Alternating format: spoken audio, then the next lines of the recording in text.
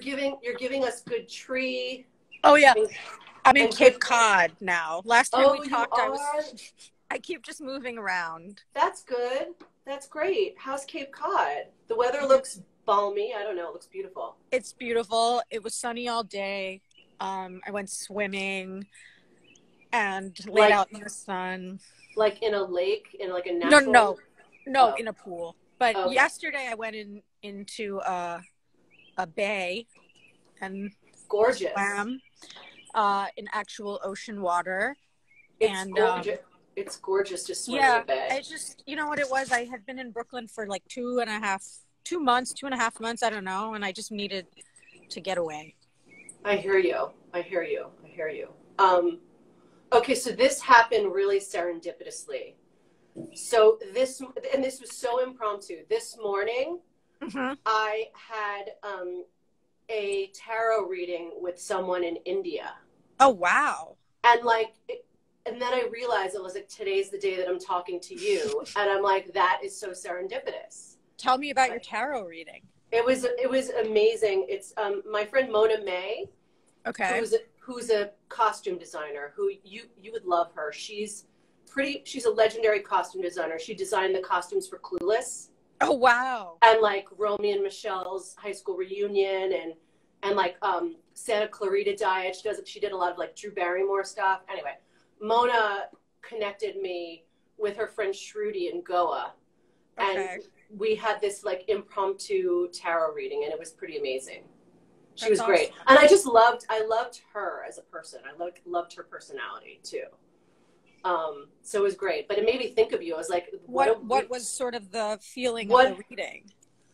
There were a lot of chariot cards. Chariot's good. Like a lot. She's like, she said that the cards looked incredible. She said there's a lot of movement.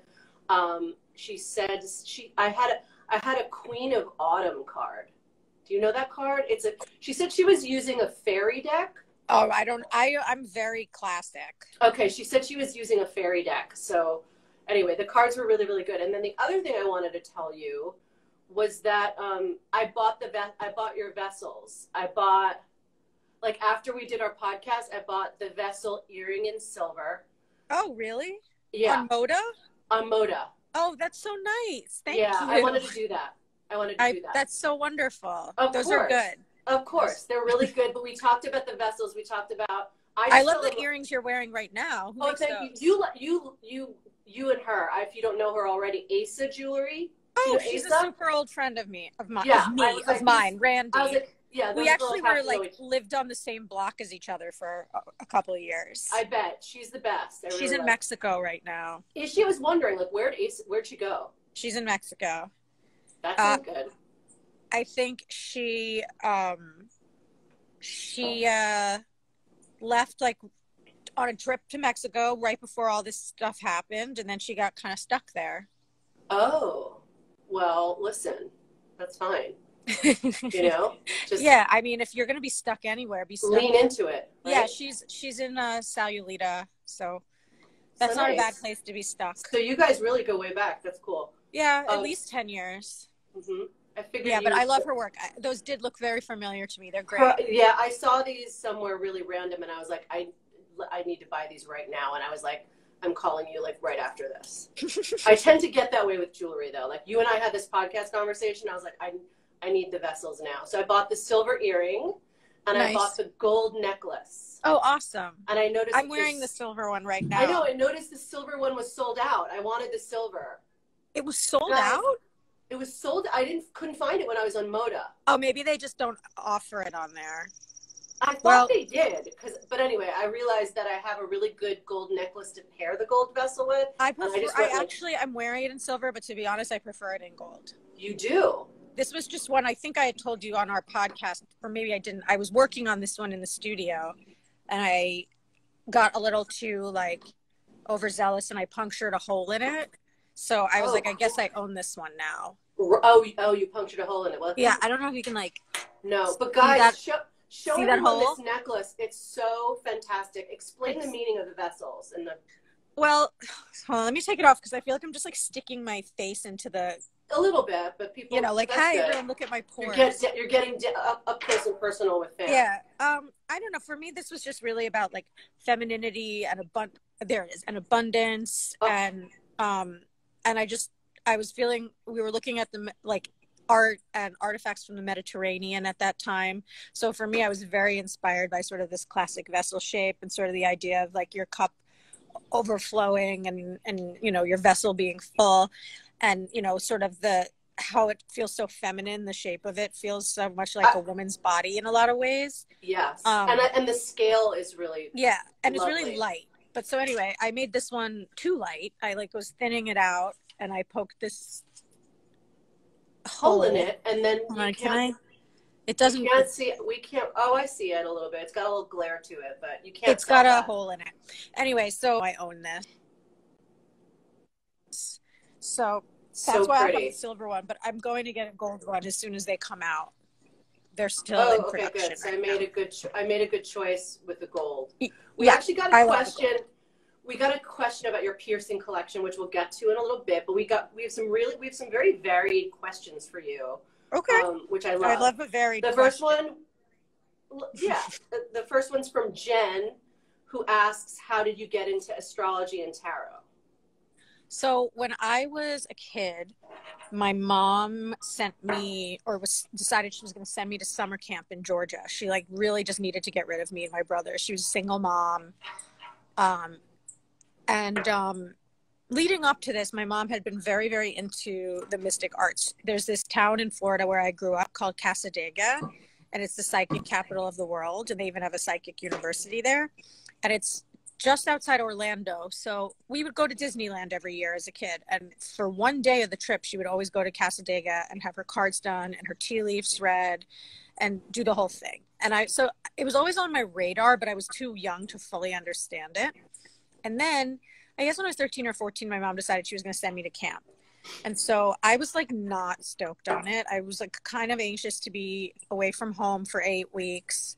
And I was not like great at making friends, to be honest. And I just felt like really like no one's going to like me. I'm weird. So, but the thing I loved to do was read. I also had like sleeping issues. I was kind of a little bit of an insomniac, but I loved to read. So she was like, I'm going to take you to the bookstore. You're going to get a bunch of books. And you know, if you don't have a good time, you know, you'll just read. And I was like, I guess I just read anyway. So she took me to Borders. I don't know if anyone remembers Borders books. We talk about this on the podcast. I do love the story. Yeah. And she was like, get whatever books you want. And so I ended up somehow stumbling on a Rider-Waite tarot deck because they sell tarot decks at bookstores.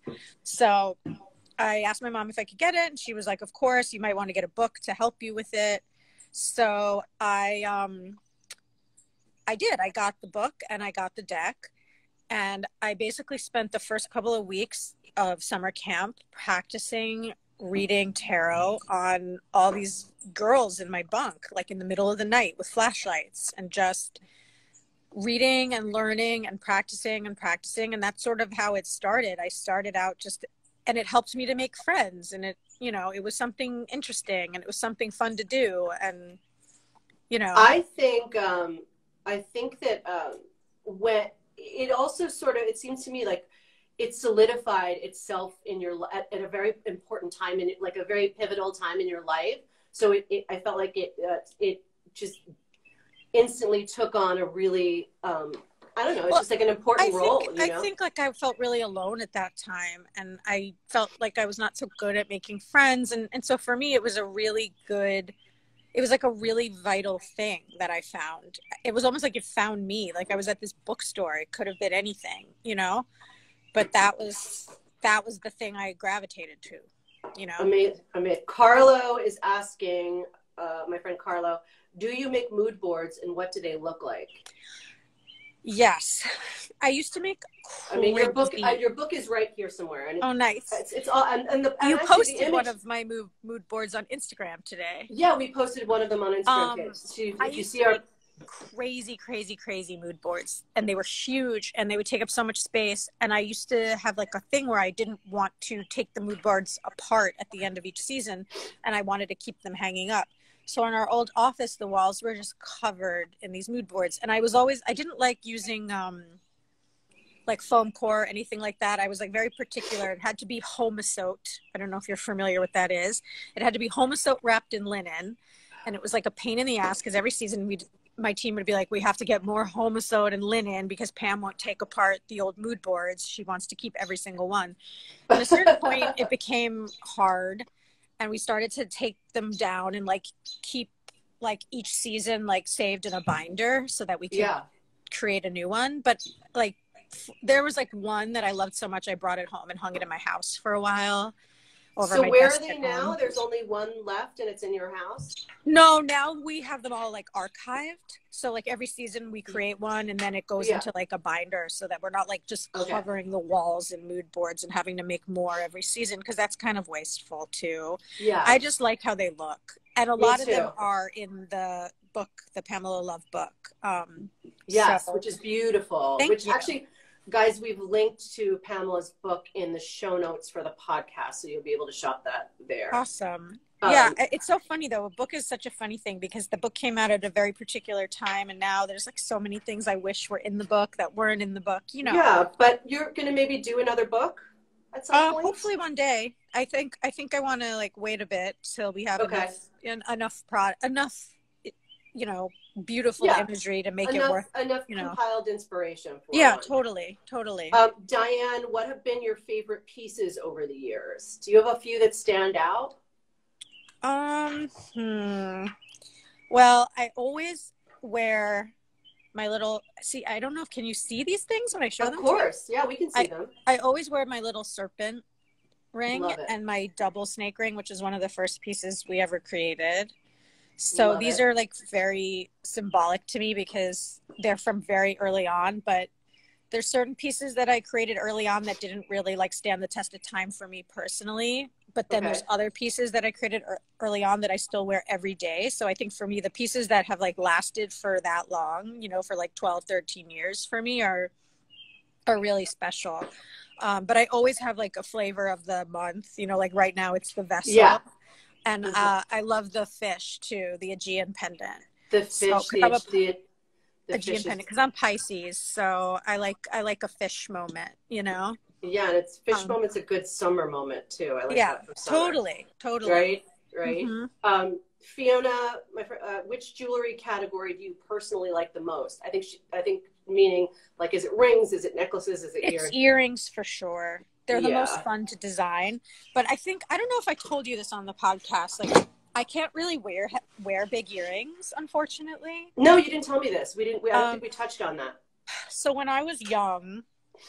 Oh, I have stories too. I had little plugs. Like, they were stretched out slightly because I thought I was cool and punk and... Yeah, we talked about your punk I really liked, moment at the mall. Yeah. Screamo and emo and all these. So I had a phase, and so my ears are pretty much healed, but one ear, like when I wear heavy earrings, it hurts and it doesn't look good. Me too. I mostly stick to like little earrings, and it's also why I have so many piercings. I think because I mean I don't have a lot in right now because I'm just like pretty bare out here, but they're hard to take in and out all the time. But I time. wear a lot usually just instead of wearing big ones, but I desperately want to wear big ones, and I've like even considered, I like had a consultation before all this corona stuff to get my ear, like plastic surgery on my ear where they cut it and sew it back up. I got that. You did? And I have information to report to you, and I don't know what your result would be, but I went to my my dermatologist at New York Dermatology, and I had the whole thing because I had the same thing as you. There was one that just was like, after years and years, like I'm like was always wearing huge earrings, and after years and years and years, one of them just was not like working out. So I had that surgery they basically like cut your earlobe and like sew it back together. How was that for you? You don't feel a thing. Like you don't feel a thing. They just numb your ear and you don't feel it. What's awful for jewelry people or people, you know, is that you have to heal from that. Then you have to wait to get your ear pierced. Then you've got the new piercing and you've got to wait to change that out. So it was a whole process, but it never really, I will say that it never really, it kind of went back to the way that it was. I was saying it went back to the way that it was. So just, no, I'm going to have maybe that was just my results, but so much of it to the point where it's like not even an ear anymore. It's just like really, like, you know, those people who have attached earlobes.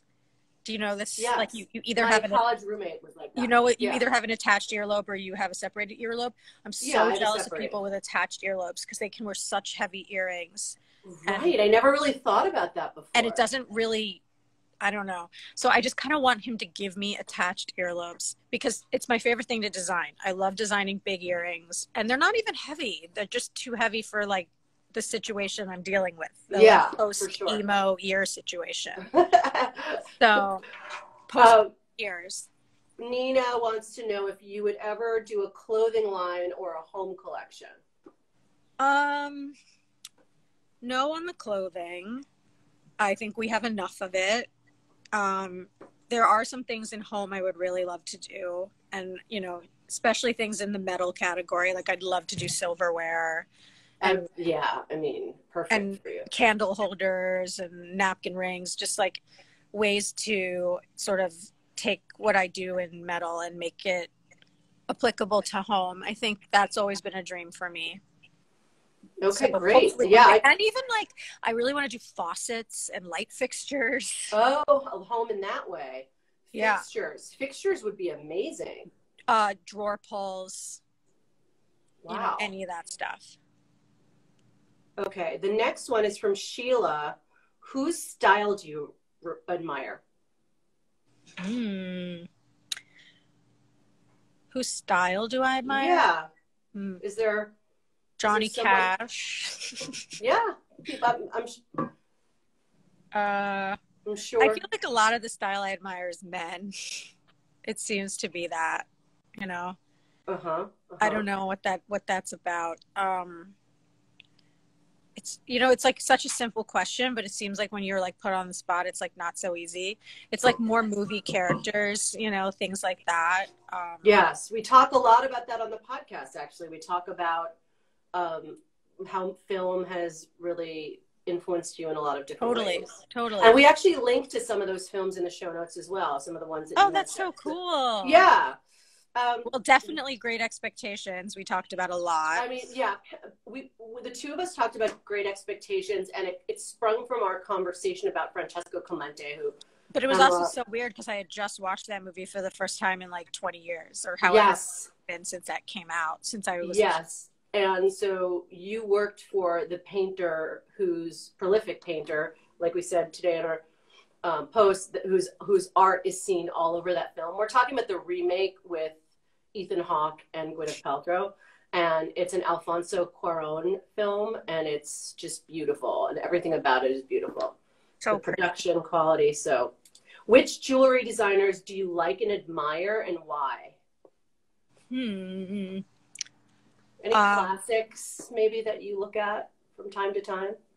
David Webb is my favorite brand. Yeah, me too. Literally, I was very lucky 2 years ago to have the experience of visiting their workshop and spending time with their creative director. And it was mind-blowing. They're just so magical. Everything they do is magical. I agree. He was such a prolific designer. They have like just such a backlog of sketches to work with for years to come. And they're still so beautiful. And I think so many people now are referencing David Webb's work and their work, and I think they just do such a beautiful job. They do. Betsy, are you planning any new collaborations? Yeah, we have a super cool one coming out that I can't really talk about right now, but it's with one of my best friends who actually used to work for me for a little while, and so I'm super excited about it. That might be a clue to some people. I don't know. That's exciting. What do you have a time frame? Do you have like a timeline for that? Probably like 8 weeks to 10 weeks it's gonna come out. Oh, that's kind of soonish. That's not that long from now. No, Uh, hopefully we can get, I mean, everything is like a little weird now, you know, yeah, with, it's like who knows what, right? yeah, but What's a timeline anymore, right? yeah, I don't even know what day it is anymore. So, Zoe, I love this question. What do you look for in the models that you choose?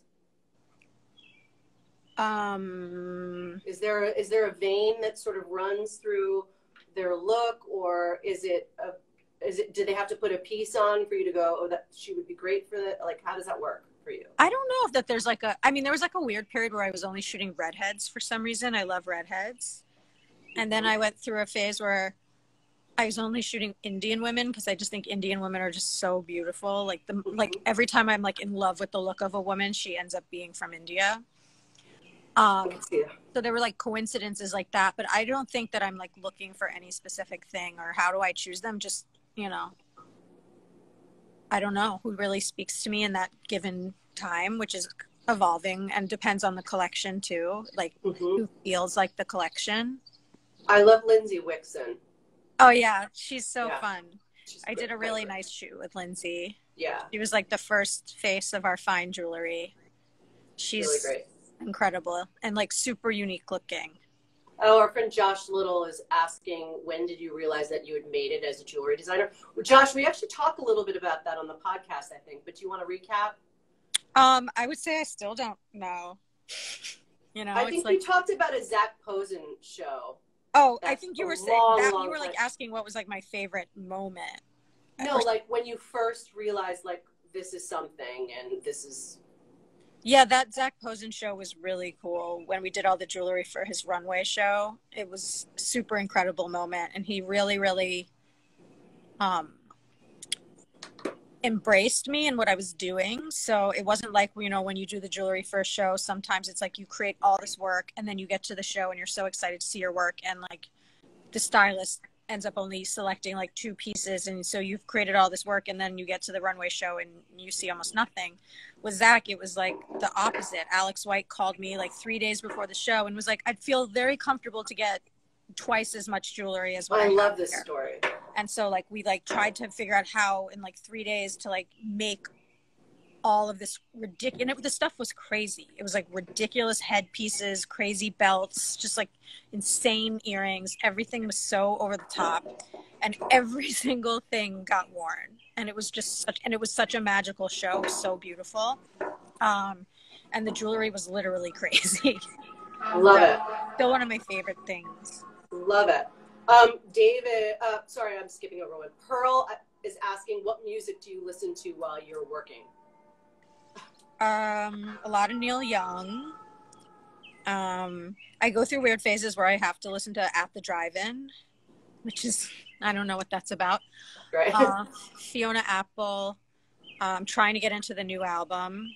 I really love the previous album so much. It's like, I don't know if anything will ever be as good to me as that last Fiona Apple album.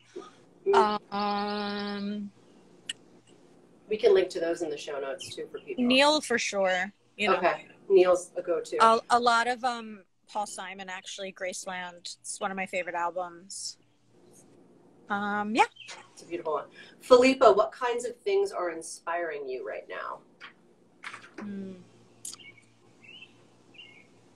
You know, it's so hard because there's so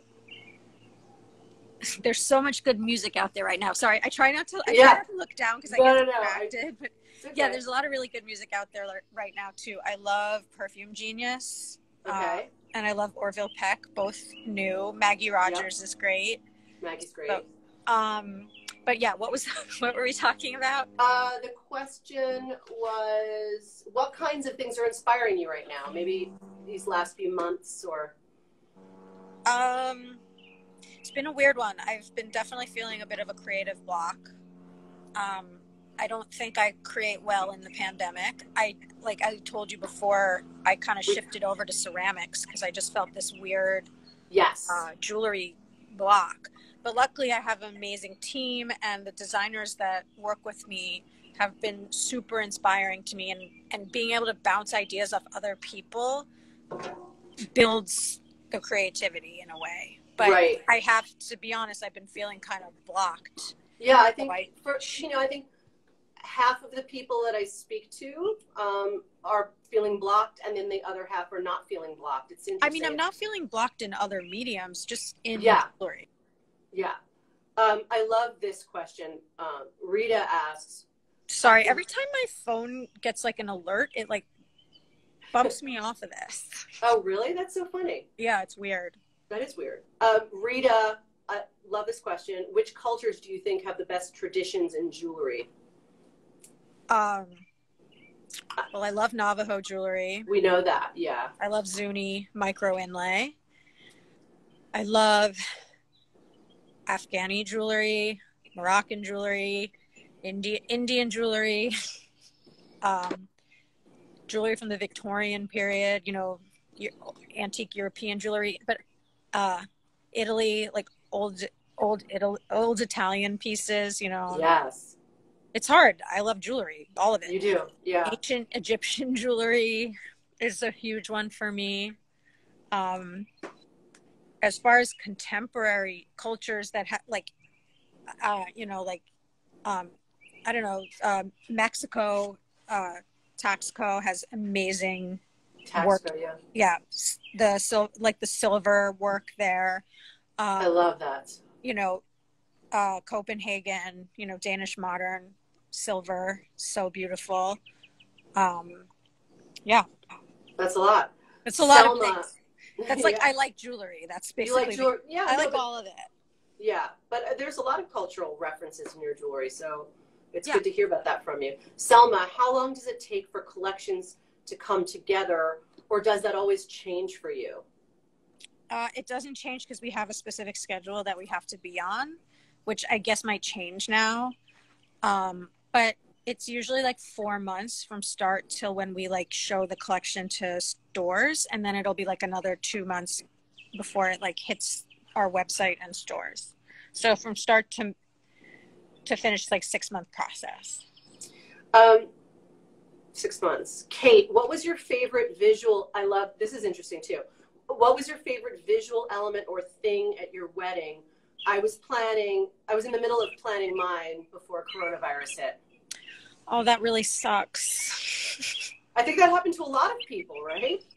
Yeah. Planning huge events, and then they all get put on hold. A favorite visual element or thing at your wedding?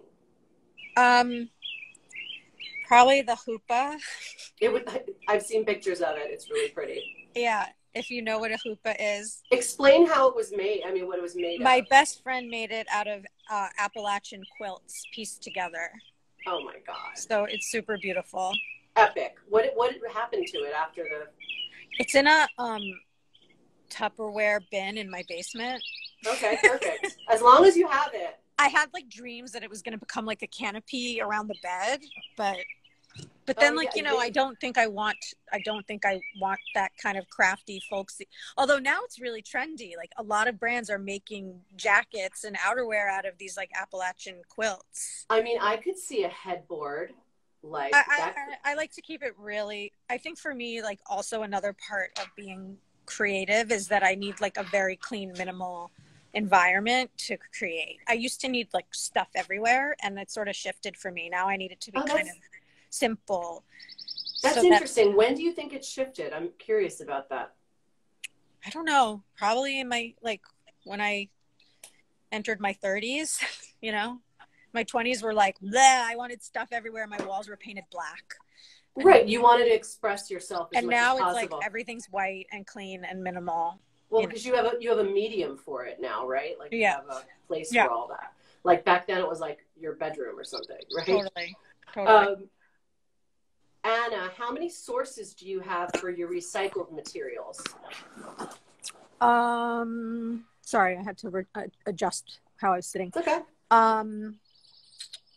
Do you have a lot of sources for your recycled materials? We have a lot of different manufacturing partners we work with for different types of things, but all of our jewelry is manufactured with recycled material. Oh, all of it is. I didn't realize. So I would say we have like maybe 5 sources. Nice. So recycled gold. Not all of our stones are recycled, but we're trying. But all of our metal is recycled gold and silver. Right. So I would say it's like 5 different sources for recycled metal, and then a variety of sources for recycled and upcycled stones. This is a fun question from Kat. Can you give me advice on how to shoot my own jewelry collection while things are still locked down? Anyone who knows it's very difficult to shoot jewelry properly. Yeah, it sucks right now. It's really hard. What are your tips for that? Like, what would your tips be? Natural light. For our e-com photography, we always use watercolor paper as the backdrop, and we try to recreate a natural light look because I love natural light. But for e-com, you can't.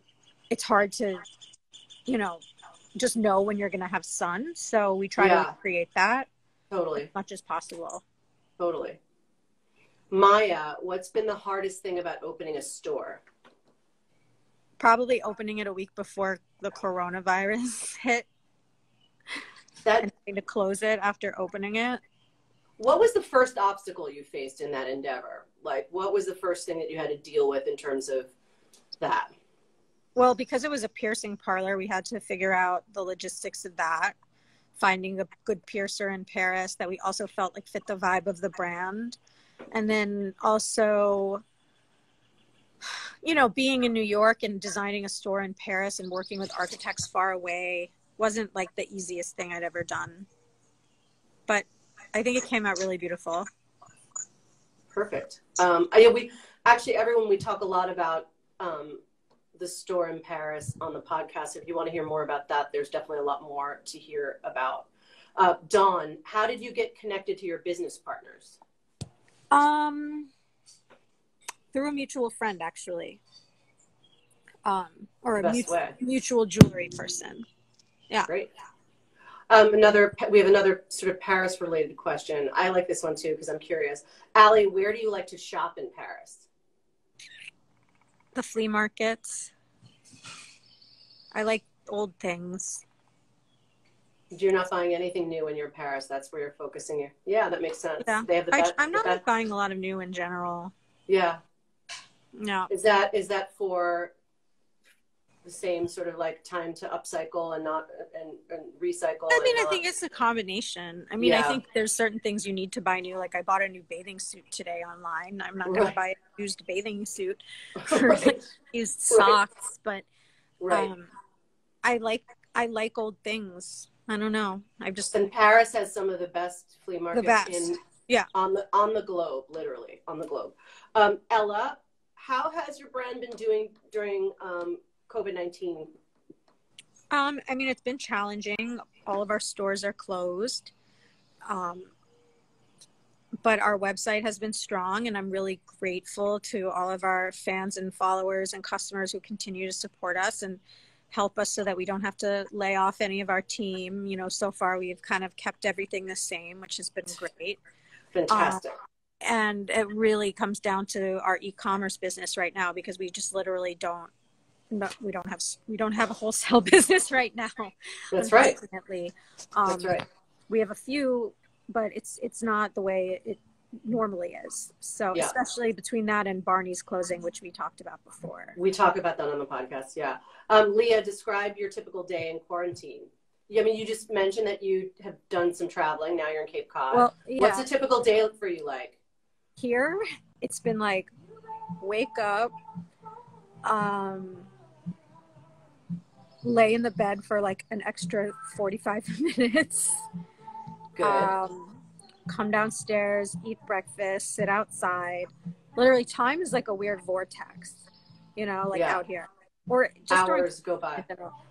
I have a bunch of phone calls that I have to take with my team, and normally I take them pacing back and forth here. That's how we did our podcast the other day. Yeah. That was in a hammock. That was in a hammock, the podcast. That was in a hammock, yeah.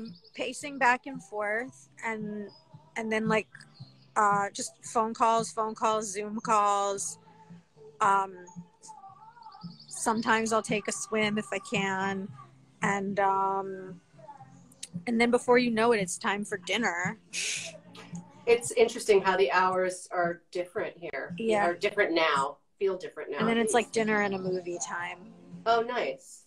Yeah. It's not very exciting right now. You know. That sounds like the perfect day to me. Our last question, I saved this one for last. Which 6 earrings from Liz from your piercing collection would you wear together? Which 6? Yeah. Can you recall? I love the vessel hoop, the hoop with the little vessel hanging from it, the hoop with the anemone flower hanging from it. I love the anemone. That's a good pomegranate, like the hoop with the pomegranate hanging from it, the little gold eye stud, the anemone flower stud. That's 5. And then like what would I pair? There's like one more that I would. Oh, and the horn, the Italian horn. Perfect. I love it. On that note, thanks so much. Thank you for having me. Of course. I can't wait to listen to the podcast just so I can like, hate on my own voice, you know? Oh, that's the thing about these things. It's like you can't listen to your voice You really can't listen to the sound of your own voice. It's hard. It's hard for everybody. It's hard for all of us. So the podcast is live right now. Like I said, we've linked the show note. In the show notes, you'll see there's a number of things that we talk about on the podcast. You can shop the collection. You can shop the book. You can shop some candles that we talk about from Pamela Love. Yeah. They're so great. And yeah, it's on Apple Podcasts. It's on Spotify. It's on Stitcher and Google Podcasts. Thank you, guys. See ya.